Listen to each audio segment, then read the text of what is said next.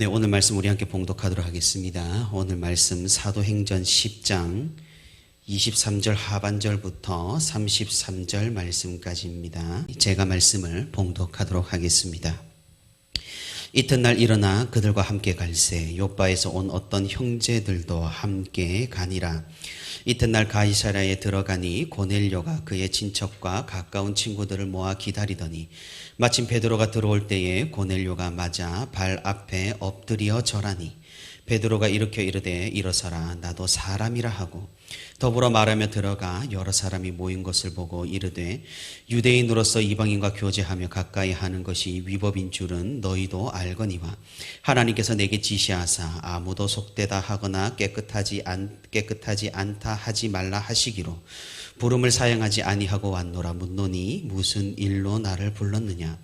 고넬료가 이르되 내가 나흘 전 이맘때까지 내 집에서 제9시 기도를 하는데 갑자기 한 사람이 빛난 옷을 입고 내 앞에 서서 말하되 고넬료야 하나님이 내 기도를 들으시고 내 구제를 기억하셨으니 사람을 욥바에 보내어 베드로라 하는 시몬을 청하라. 그가 바닷가 무두장이 시몬의 집에 유숙하느니라 하시기로 내가 곧 당신에게 사람을 보내었는데 오셨으니 잘하였나이다. 이제 우리는 주께서 당신에게 명하신 모든 것을 듣고자 하여 다 하나님 앞에 있나이다. 아멘. 네, 오늘도 이렇게 새벽의 시간에 주님 앞에 모여서 하나님의 말씀을 듣기 위해서 이렇게 새벽의 시간에 주의 전에 나온 우리 모든 성도 여러분 진심으로 환영하고 또 축복합니다. 오늘도 말씀 가운데 기도 가운데 하나님의 은혜와 위로가 풍성히 있는 우리 모두 되기를 주님의 이름으로 축복하고 또 소망합니다. 하나님께서는 그리스도의 복음을 계속해서 확장을 해 나가십니다. 먼저는 이스라엘 전역으로 그리고 같은 민족이었던 사마리아에게로 그리고 마지막으로는 이방인에게까지 하나님께서는 복음을 전하십니다. 하나님께서는 이 복음의 전파에 여러 사람을 사용하셨습니다. 우리는 이방인에게 복음이 어떻게 전파가 되고 그 시작에 어떤 일이 있었는지를 계속해서 사도행전을 통해서 살펴보고 있습니다. 우리가 지난번에 알아보았듯이 유대인들은 이방인들에 대해서 굉장히 배타적이었습니다. 물론 이방인들이 하나도 구원을 받지 못한다고는 생각하지 않았을 것입니다. 왜냐하면 성경 역사적으로 이방인 가운데 하나님을 경외했던 사람도 있었고 유대 민족으로 흡수되어 같은 민족이 된 이방인들도 있었기 때문입니다. 그렇게 한두 명, 집사 빌립이 에티오피아 관리를 전도한 그런 소규모의 상황은 유대 그리스도인들에게도 그리 충격적이지는 않았을 것입니다. 하지만 우리가 지금 살펴보는 고넬료의 이야기는 상황 자체가 다릅니다. 이방인에게 너무나 뚜렷한 성령의 역사가 나타난 상황이고 이방인 한둘이 아니라 가족을 비롯한 그 많은 인원이 동시에 복음을 듣고 구원을 얻는 그리고 성령을 받고 기적을 일으키고 세례까지 받는 그런 역사적인 현장이기 때문입니다. 유대인들은 아무리 그리스도를 영접하여 복음으로 하나의 교회를 이루었다고 하더라도 이렇게 이방인들이 성령을 받는 상황은 쉽게 받아들이지를 못했습니다. 율법을 뛰어넘어 그리스도로 세상을 통일하시고 만물을 복음으로 하나 되게 하시는 하나님의 역사는 이렇게 그 인도하심 가운데 세심하고 세밀하게 시작되고 진행이 되는 것입니다. 하나님께서는 이런 역사의 적임자로 사도 베드로를 택하셨습니다. 우리가 알기로도 베드로는 무언가 사도 바울처럼 그 생각이 확 열려 있다기보다는 조금은 고집도 있고 조금은 외골수적인 면도 있습니다. 이런 그가 이방인에 대한 편견을 깨어 부수기란 그리 쉽지만은 않았을 것입니다. 하지만 그는 하나님의 인도하심으로 하나씩 그런 편견을 뛰어넘고 있는 것입니다. 베드로는 사마리아인들의 오순절 사건이 일어날 때 그 현장에 있었고 욥바에서 기적을 일으키고 무두장이 시몬의 집에 유대인들이 부정하다고 여기는 그런 무두장이 집에 머물렀습니다. 그리고 그 집에서 기도를 할 때 그릇이 내려와 환상 가운데서 부정한 짐승을 먹으라는 그런 환상도 보았던 것입니다. 하나님께서 정하다 하신 것을 부정하다 하지 말라는 그 말씀 가운데 베드로는 서서히 이방인에게 복음이 전해지는 이 새로운 상황에 젖어 들어가고 있는 것입니다. 그래서 고넬료의 초청을 받은 베드로는 성령 하나님의 강력한 이끄심을 느끼면서 그 초청에 응해 가이사랴로 향했습니다. 이때 베드로는 아주 지혜롭게 행동합니다. 오늘 본문 23절 하반부입니다. 이튿날 일어나 그들과 함께 갈새 요바에서 온 어떤 형제들도 함께 가니라. 사도행전의 저자 누가는 베드로 혼자 간 것이 아니라 무리가 함께 갔다는 이런 사소한 정보를 기록하고 있습니다. 왜 그렇습니까? 물론 베드로는 앞서 복음이 널리 전파되고 성령님이 강력히 임재하시는 그런 모든 상황을 이미 경험을 했기 때문에 지금 이방인들에게 복음이 전해지고 그들에게 성령이 부어지는 그 모습을 보다 쉽게 받아들일 수 있을 겁니다. 하지만 베드로 외에 다른 유대 그리스도인들은 다르다는 것이죠. 이들은 이방인들이 성령을 받고 세례를 받고 복음을 받아들였다라는 사실 자체를 이해하기가 힘들었을 것입니다. 그래서 베드로는 이 모든 것의 증인을 세우기 위해 그 현장을 목격한 목격자들을 준비시키기 위해 일부러 일행을 동원하여서 함께 가이사랴로 향했던 것입니다. 만약 베드로 혼자 가서 홀로 그런 모습들을 목격을 하고 그리고 혼자서 이 사실을 주장을 했다면 그 주장의 진위를 의심하는 유대인들이 굉장히 많았을 겁니다. 베드로는 나중에 있을 그런 모종의 설득을 위해서 이렇게 일행과 함께 갔던 것입니다. 베드로 일행이 고넬료가 있는 가이사랴에 도착을 했습니다.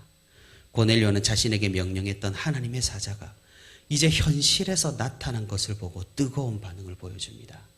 그는 베드로에게 엎드려 절을 했습니다.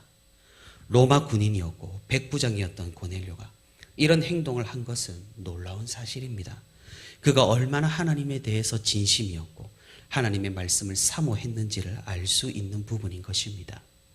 이런 상황은 베드로에게도 너무나 당황스러웠을 것입니다. 초대교회를 이끄는 사도로서 유대 그리스도인들에게는 이런 대접은 아마 익숙했을 수도 있겠지만 이방인에게 이런 대접을 받다니 베드로는 곧장 고넬료에게 일어나라고 말을 했습니다. 26절 말씀입니다. 일어서라, 나도 사람이라. 베드로가 고넬료를 일으키며 한 이 말은 참으로 많은 의미가 있습니다. 그는 신자들이 따랐던 위대한 사도였습니다. 그는 예수님과 비슷한 기적을 일으키고 가는 곳마다 성령 하나님께서 함께 하시는 그런 복음의 사도였습니다. 과거 예수 그리스도와 함께했고 예수님께서 아끼셨던 제자였고 예수님의 말씀을 직접 듣고 배우고 함께 삶을 나눈 제자였습니다. 아마 초대교회 사람들에게 베드로는 사도 그 이상의 존재였을지도 모르겠습니다. 요바에서 다비다를 살린 사건은 아마 베드로의 권위를 드높여 주었을 것입니다. 사람들은 베드로를 어쩌면 예수님과 비슷하게 생각했을 수도 있습니다. 고넬료는 분명히 고무되었을 것입니다. 그런 베드로가 자신을 찾아오다니. 고넬료는 베드로를 보자마자 그 발 앞에 엎드렸습니다. 마치 예수님에게처럼 말입니다. 하지만 베드로는 자신을 너무나도 잘 알았습니다. 하나님 앞에 다른 인간이 없다라는 사실을 베드로는 잘 알았습니다. 그래서 그는 말합니다. 나도 너희와 같은 사람이라. 우리가 신앙생활을 하다 보면 어떤 선민 사상에 빠져들 때가 있습니다. 나만 거룩하고 나만 선택받았고 나만 다른 존재라고 착각할 때가 있다라는 사실입니다. 저런 사람들, 저런 존재들과는 다르다고 스스로를 무언가 다르다고 여길 때가 있습니다. 자신을 돌아보지 못하고 다른 사람의 연약함과 부족함을 보고 정죄하고 나는 다르다는 그런 생각을 우리는 참으로 쉽게 합니다. 특히 이런 착각은 목회자들 가운데서 또는 직분자들 가운데서 더욱 두드러지게 나타납니다. 하나님께서 주신 직분의 권위를 착각하여서 세상의 권세와 비슷하게 여기는 겁니다. 한국의 유교 문화와 더불어 교회에서도 군대 문화, 수직적인 관료제가 짙게 드리웁니다. 이런 한국교회 상황에서 베드로의 이 말은 꽤나 심오하게 다가옵니다. 우리는 모두 사람입니다. 하나님 앞에 모두 죄인입니다. 우리 가운데 누가 어떻고 누가 이렇고 하지만 하나님 보시기에 사실 모두 똑같습니다. 우리 모두 같은 사람임을, 비슷한 존재임을 잊지 말아야 할 것입니다.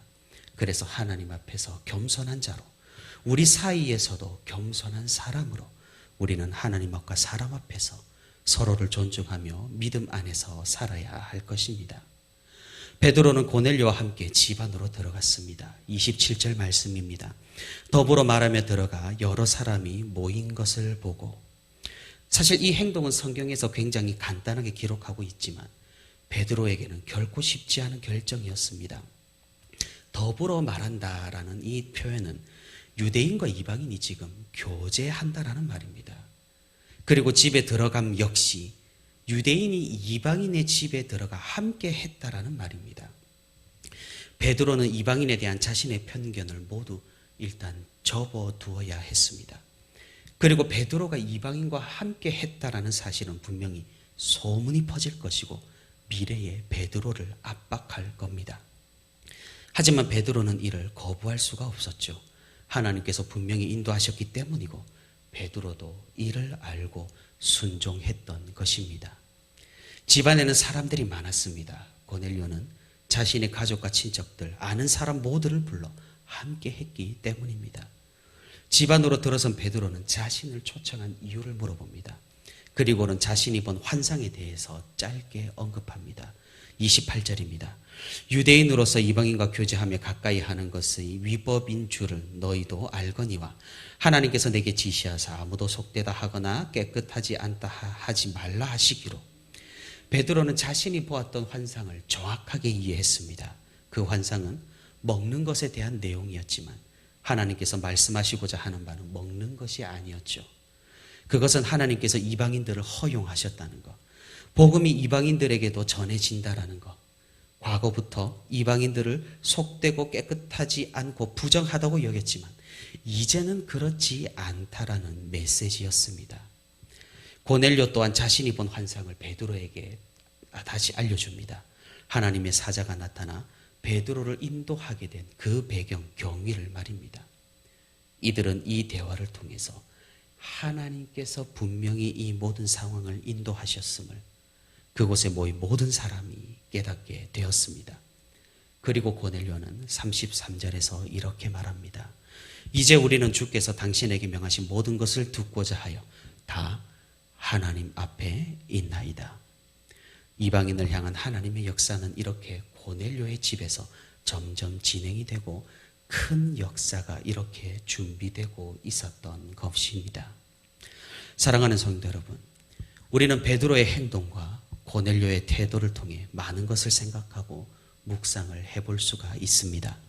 그것은 복음 앞에서의 겸손함이고 복음 앞에서 간절함입니다. 사실 이 두 사람에게 겸손함과 간절함이 없었더라면 오늘 우리가 살펴본 이 모든 이야기는 전혀 일어나지 않았을 그런 이야기입니다. 왜 그렇습니까? 우리는 먼저 베드로의 순종을 목격합니다. 유대인으로서 이방인에 대한 편견을 가졌지만 하나님의 인도하심에 순종하며 고넬료 앞에서 한껏 거만해질 수도 있었겠지만 베드로는 복음 앞에 모두가 사람이란 사실을 기억하며 겸손하게 성령의 인도하심을 따랐던 겁니다. 그리고 베드로는 복음을 전파하는 일, 그 대상이 이방인이라고 할지라도 복음을 들고 이곳까지 오는 그 간절함도 보여주었습니다. 고넬료는 또 어떻습니까? 그는 로마 군인 백부장이었습니다. 하지만 세상적으로 아무 존재도 아닌 그 베드로의 발 앞에 엎드립니다. 하나님의 사자가 나타나 알려준 그 존재 앞에 자신이 가진 권력은 중요하지 않았습니다. 세상의 권력이 아니라 교회의 권위에 순종하며 겸손한 그에게 이렇게 복음이 전해졌습니다. 그리고 고넬료는 자신뿐만 아니라 가족들, 친척들, 아는 사람 모두를 불러 모았습니다. 복음의 전심이었던 겁니다. 그리고 그는 베드로를 청해 말씀을 듣고자 했습니다. 고넬료가 말씀을 청할 때 베드로에게 어떻게 말을 했습니까? 우리 모두가 지금 하나님 앞에 있습니다 라고 말했습니다. 베드로가 위대한 사도며 초대교회의 수장이긴 하나 세상적으로 볼 때 베드로는 별거 아닌 사람입니다.